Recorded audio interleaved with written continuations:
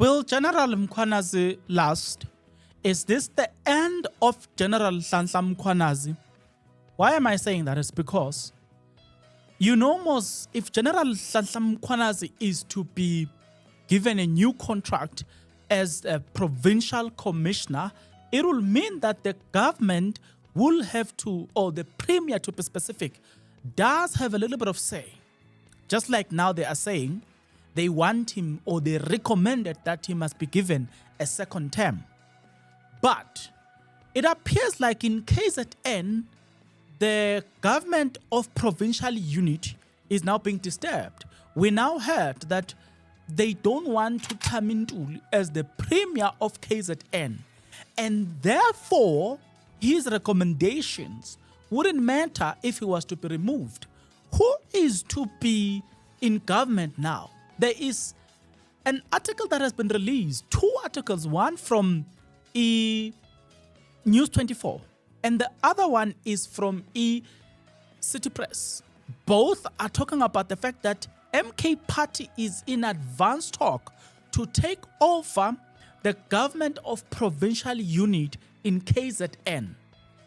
Now, in an article that was released by City Press, the heading of the article says MK Party on the verge of forming new government in KZN. NFP claim that government of provincial unit has lost accountability and honesty.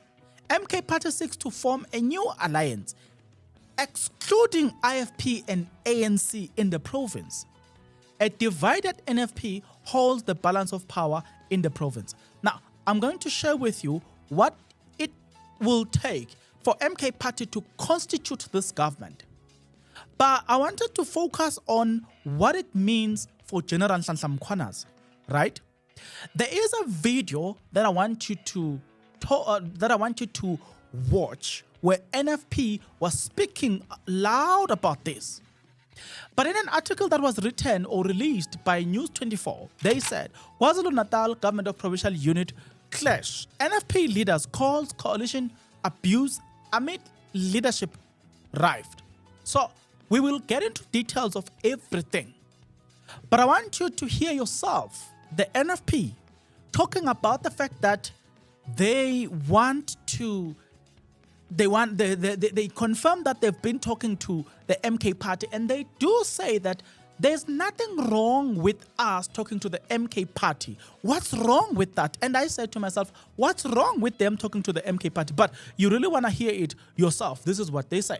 1, IFP must withdraw Uthamintuli. 2, ANC must withdraw Hlomuga as MEC. 3, it must withdraw Nomagugu as MEC. We are meeting the MKP ngoba sihlangana kwi common denominator ethi Uthamintuli is failing to lead.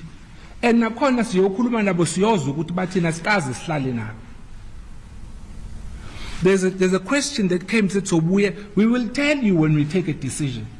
Yekani ukuthi manizwe into nge-MKP seniyotatazela. Sengathi kufizwe ngathi mhlawumbe makunikezwe MKP kuzofa abantu KwaZulu-Natal. No, nothing's going to happen. If you look at the electorate, in most provinces where the party was leading, that party was given a chance to lead.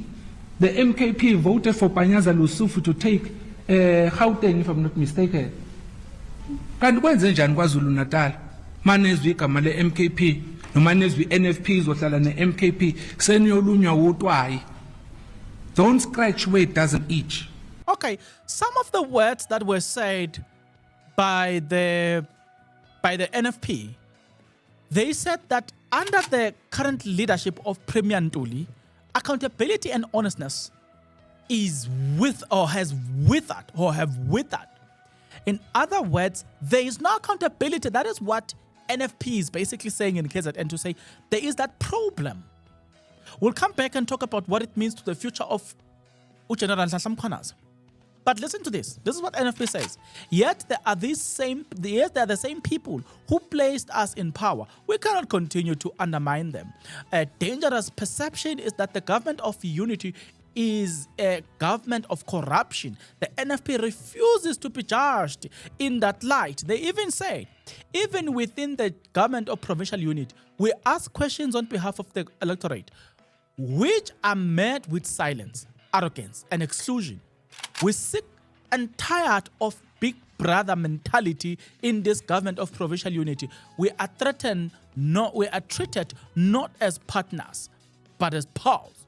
We are being abused in the relationship, and currently, a current premier has failed to convene any form of meaningful monitoring and evaluation of our interests, which were discussed during our political bilateral when the government of unit or government of provincial unit was established. This is what they are basically arguing to say. The premier is doing absolutely nothing about it. And if we tie everything back to General Mkhwanazi, we will then have to say, we know that a provincial commissioner is selected by the national commissioner, but we do know that the province does recommend, they have a bit of say as to who will be a provincial commissioner. It's not just the decision of the national commissioner alone. So in this case, you then have to ask yourself such questions. So the NFP continues to say, we do not serve for positions, we serve for principle. We are not driven by power, but purpose. We shall never trade our value for temporal benefit. That is what basically they are arguing. Now, you then have to ask yourself a question. What does it mean to constitute a government in KZN? What will it take for them to constitute that government? I guess that is what you probably you're probably asking yourself. Now, what you need to understand is that currently, what you need to understand is that in KZN, you will have ENFP that has got just one seat, but they are utilizing that seat very well. Now, let me give you the picture here.